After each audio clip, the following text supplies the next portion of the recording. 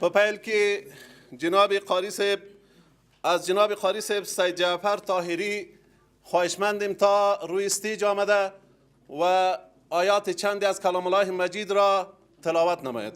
قاری صاحب طاهری. اعوذ بالله من الشیطان الرجیم. بسم الله الرحمن الرحیم.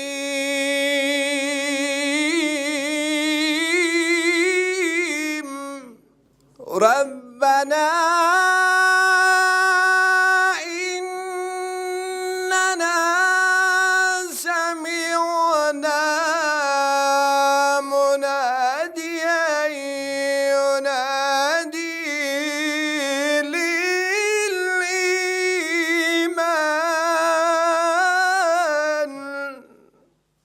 صدق الله العلي العظیم. مجلس امروزی قسمی که دوست ما بر شما معرفی کرد، امروز روز است که 12 تکت انتخاباتی یک جا با احزاب بزرگ وطن ما که بزرگوارا اینجا تشریف دارن، رؤسایشان و نماینده هایشان، روز است که اینا تحریم خدا و رد خدا از لوی جرگی که به خاطر به اصطلاح صلح اینا سبا دایر میکنن، تحریم خدا اعلان بکنن. اجندا برای کاری که گفته شد، متن رسمی پشتو و دری خدمتتان توسط برادرها اینجا قرائت میشه. به تعقیبش ما فکر کردیم که از کلگی میتونه ژورنالیستا سوال بکنه، اما مشکل زیاد میشه. بزرگوارا اینجا نشستن، اگر به صورت خاص باز در بیرون کسی میخواست از بزرگوارا سوال داشته باشه میشتانن که جواب سوال خود بگیرن، ولی تمام جواب در دو متن دری و پشتو است که شما لطف کنین یک کاپیشان همراهتان بگیرین که باز شب در مطبوعات یا امروز یا فردا که نشر میکردین اون محتویات نشر کنین. بسیار زیاد تشکر، بسیار خوش آمدین بزرگوارا، بسیار زیاد خوش آمدین. با معذرت که یک 5-10 دقیقه از خاطر دوستا و متن دری از این قطعنامه یا اعلامیه به تعویق رفتید، بسیار معذرت میخوایم. بسیار زیاد تشکر. جناب شهاب حکیمی صاحب نه مننه. د پروګرام په دې برخه کې ښاغلي محمد شریف ترخیل ته بلنه ورکوم چې تشریف راوړي او د پښتو متن اعلامیه حاضرینو ته واوروي. محمد شریف ترخیل. بسم الله الرحمن الرحیم. ویاړم چې د 1200 ټاکنیزو ټیمونو رسنیزه خبرتیا د سیاسي احزاب او رهبرانو په شتون کې تاسو ته وړاندې کړم. بسم الله الرحمن الرحیم. د سولې مشورتي لویې جرګې په هکله د ولسمشریزو ټاکنو د 12 نمایندانو رسنیزه خبرتیا. زموږ د 1498 کال د ولسمشرۍ ټاکنو نمایندانو له انده د غویي په 9مه نیټه د ولسمشر لخوا د سولې تر نامه لاندې رابلل شوې مشورتي لویه جرګه غیر ضروري د شتمنیو او وخت ضیاع او د ولسمشر لپاره ټاکنیز کمپاین دی. نو له همدې امله موږ دغه جرګه په کلکه ردوو. په داسې حال کې چې ولسمشر مکلف دی د افغانانو ترمنځ د پخلاینې لپاره اړین ګامونه پورته کړي تر څو د سولې لپاره لاره هواره شي. په نورو داسو چارو کې بوخت دی چې هغه د سولې لپاره هیڅ ګټه نه لري، ځکه سوله د هر افغان غږ دی او داسې هیڅ افغان نشته چې سوله ونه غواړي. نو د ولس د استازو تر نامه لاندې پلازمینې کابل ته د خلکو رابلل یوازې دا نه چې د سولې لپاره ګټور نه تمامیږي، بلکې د سولې په وړاندې خنډ بلل کیږي. همدارنګه څو ورځې وړاندې ولسمشر په غیر قانوني ډول د خپل کار موده چې د غبرګولي په لومړۍ نیټه پای ته رسیږي د حکومت په غوښتنه د سترې محکمې په حکم وغځوله چې د ولسمشر دغه عمل د افغانستان د سولې او راتلونکي ټاکنو په وړاندې ستر خنډ ګرځي. موږ په دې باور یو چې د ولسمشر له لوري په دغه وخت کې د سولې مشورتي جرګې رابللو څخه موخه دا ده چې په پورتنیو ستونزو برسیره د لویې جرګې څخه د خپلې کاري دورې د غځولو مثبت ترلاسه کړي. ترڅو ولس او نړیوالو ته وښیي چې د افغانستان د خلکو لپاره د غیر قانوني ولسمشري د منلو وړ دی. له همدې امله موږ د ولسمشرۍ نمایندان دغه جرګه کې ګډون نه کوو او هغه په کلکه ردوو. ومن الله توفیق. تل دې وي افغانستان، ژوندی دې وي افغانستان. لترخیل صاحب څخه مننه. در این بخش برنامه از جناب احمد علی سعادت خواهشمندیم تا عقب استیج تشریف آورده و متن اعلامیه اعلامیه را به تالار تقدیم نماید. بسم الله الرحمن الرحیم. اعلامیه مطبوعاتی کاندیدان ریاست جمهوری سال 1398 در مورد تحریم لوی جرگه مشورتی صلح. از نظر ما 12 تکت انتخاباتی کاندیدان ریاست جمهوری سال 1398 و یک تعداد احزاب سیاسی کشور لوی جرگه مشورتی که به دعوت رئیس جمهور تدویر می گردد به موقع غیر ضروری و ضیاع منابع دولتی می باشد. در شرایط فعلی تقریباً تمام شرکای بین المللی و سیاسیون افغانستان تلاش‌های خویش را برای تأمین صلح پایدار و با عزت شدت بخشیده اند. حکومت افغانستان تازه می‌خواهند با مردم مشوره نمایند.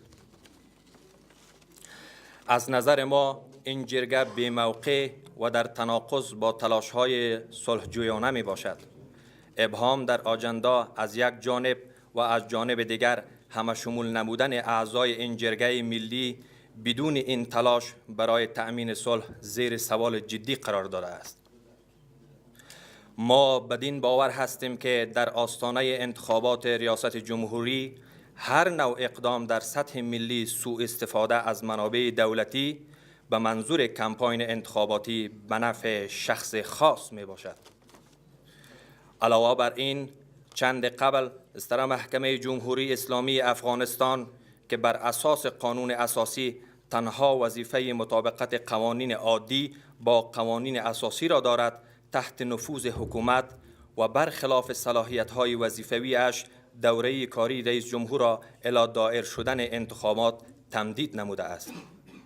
این عمل از یک جانب خلاف قانون اساسی و از جانب دیگر برای تأمین صلح و تدویر انتخابات شفاف مانع جدی می باشد.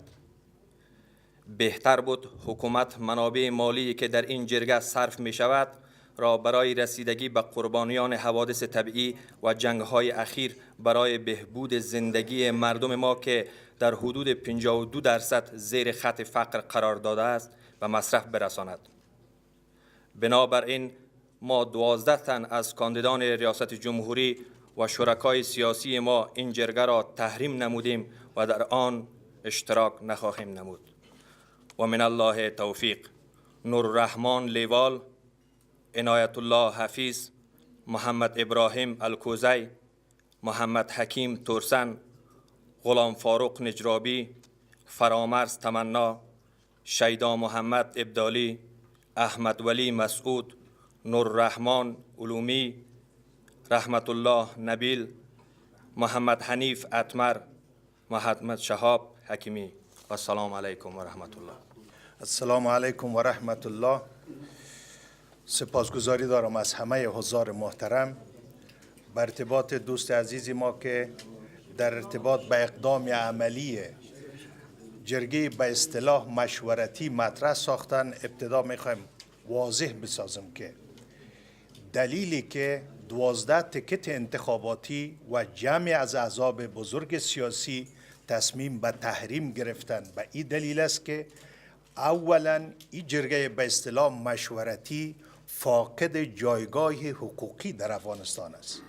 ما یک جرگه در قانون اساسی افغانستان تعریف شده داریم که جرگه قانون اساسی است ولا غیر. ثانیاً این جرگه به هدف تقویت پروسه صلح نیست. ما از پروسه صلح حمایت داریم. ما ختم جنگ و بحران در افغانستان می‌خواهیم. این جرگه نه تنها به نفع صلح نیست که به هدف سبوتاژ پروسه صلح است. بنابراین حق مردم افغانستان هست که این جرگه را که به هدف سبوتاژ هست تحریم کنند.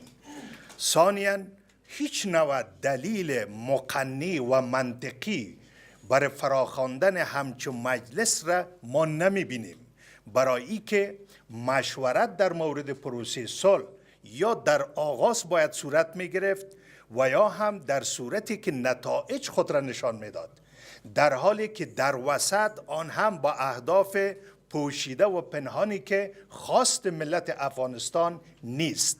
ما در این آغاز نه تنها امروز که از آغاز تصمیم گیری حکومت پیوسته کاندیدان محترم ریاست جمهوری و احزاب سیاسی موضع‌گیری خود اعلان کردند، اعتراض خود بلند کردند، نقد خود اعلان کردند، اما با وصف از این جانب حکومت یک جانبه تصمیم گرفت امروز 12 تیکت انتخاباتی به صورت جمعی تحریم خود را اعلان میکنند و خواستن ملت بزرگ افغانستان را در جریان قرار بدن.